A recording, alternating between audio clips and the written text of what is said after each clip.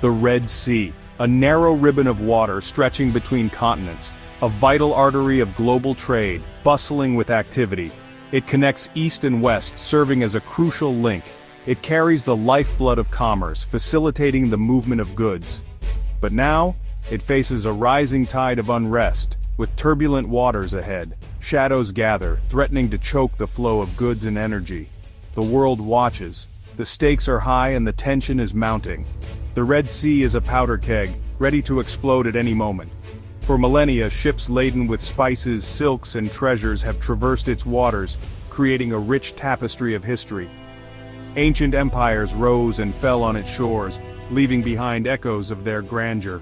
Today, oil tankers and container ships navigate its narrow straits, continuing the legacy of trade. The Suez Canal, a modern marvel, links the Red Sea to the Mediterranean, revolutionizing global trade routes. This vital waterway is a lifeline for global commerce, ensuring the smooth flow of goods. But this maritime crossroads is now a flashpoint. Regional rivalries simmer, threatening stability. Extremist groups cast a long shadow, adding to the volatility. The Red Sea is a tinderbox, vulnerable to disruption, with every move being closely watched. The world holds its breath, as the situation remains precarious.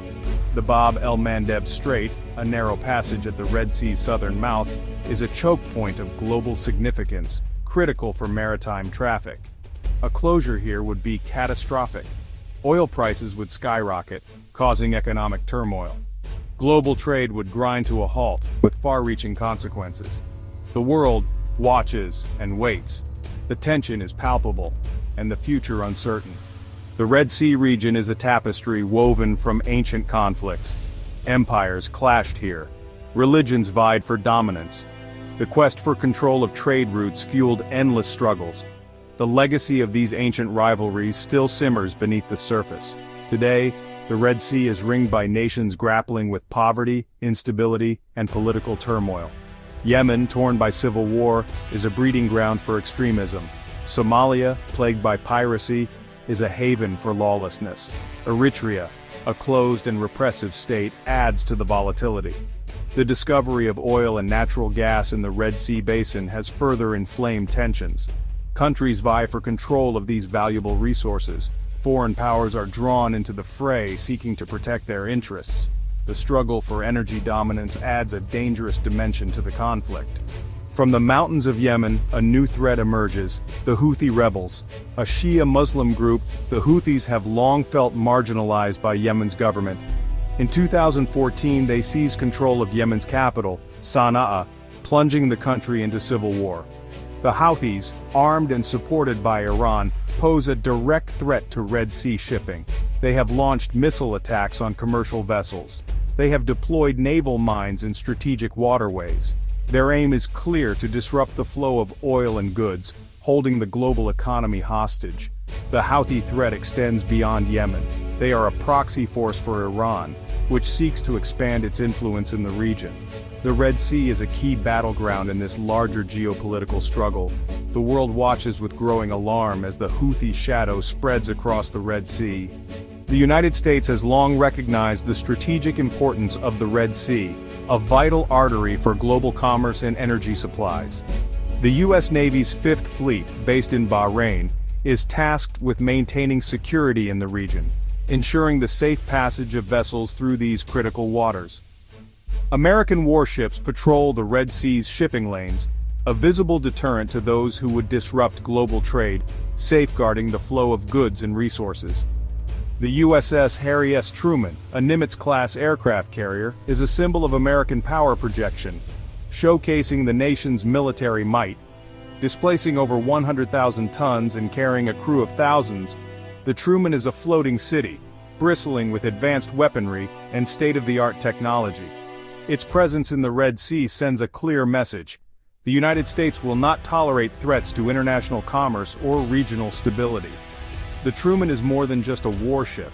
It is a hub of daily operations and a testament to the dedication of its crew. It is a mobile airbase, capable of launching strikes across the region, providing air support and rapid response capabilities. Its presence reassures allies and deters adversaries, fostering international cooperation and strengthening alliances. In a region teetering on the brink, the Truman is a stabilizing force, a beacon of security and a guardian of peace. The situation in the Red Sea reached a boiling point in early 2025. Houthi attacks on commercial shipping intensified. Intelligence reports suggested a massive, coordinated assault was imminent. The Truman, already deployed to the region, was ordered to take action. The order came at dawn. The Truman's flight deck roared to life. Fighter jets screamed into the sky, their afterburners leaving trails of fire in the darkness. Tomahawk cruise missiles, launched from the depths of the carrier, streaked towards their targets.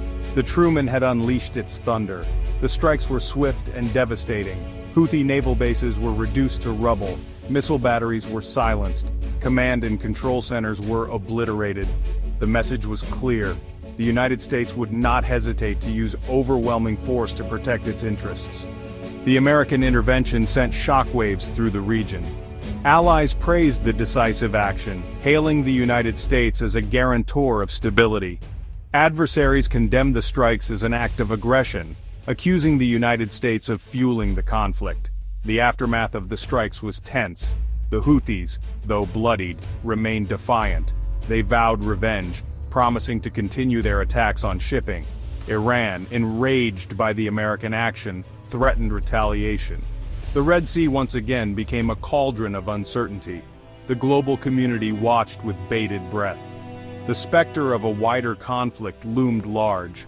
The Red Sea, a vital artery of global trade, remained a flashpoint, its future hanging in the balance. The Red Sea remains a sea of uncertainty, a place where the waters are as unpredictable as the geopolitical tensions that surround them.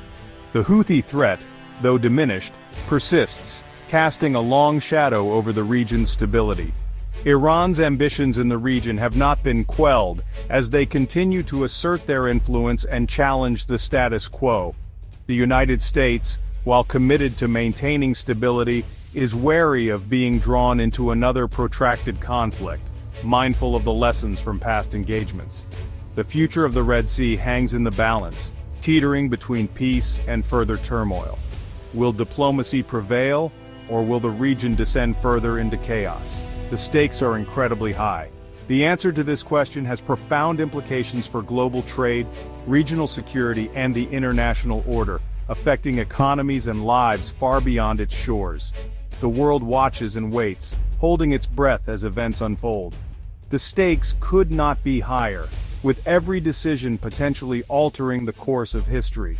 The Red Sea, once a symbol of ancient trade and cultural exchange, is now a microcosm of the challenges facing the world today: terrorism, extremism, great power rivalry, and the struggle for control of vital resources.